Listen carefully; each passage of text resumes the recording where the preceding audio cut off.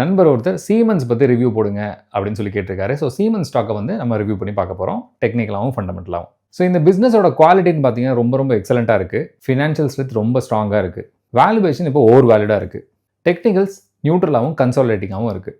Long term பொட்டன்ஷியலுக்கு இப்போ accumulate பண்ணுற லெவலில் இருக்குது. ஆல்ரெடி ஹோல்ட் பண்ணிக்கிட்டு இருக்கீங்கன்னா டிப்பில் பை பண்ணுறது நல்லது. இன்னும் சில ஃபண்டமெண்டல் டேட்டாஸையும் டெக்னிக்கல் அனாலிசிஸையும் பார்க்கலாம்.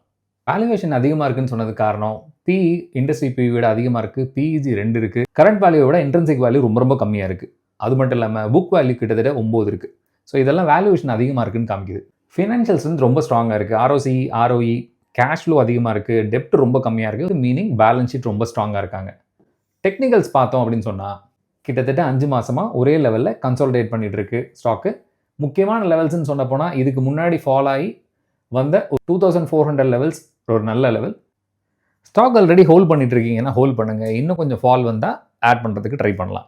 புதுசாக ஃப்ரெஷ்ஷாக ஆட் பண்ணணும்னு நினைக்கிறவங்க இன்னும் ஃபால் வந்தால் மட்டும் ஆட் பண்ணுங்கள். கரண்ட் லெவல்ஸ் ஆட் பண்ணுறதா ரொம்ப கம்மி குவான்டிட்டி ஆட் பண்ணுறது நல்லது. உங்களோட அனாலிசிஸ் பண்ணிவிட்டு அடுத்த வீடியோவில் சந்திக்கலாம். நன்றி, வணக்கம்.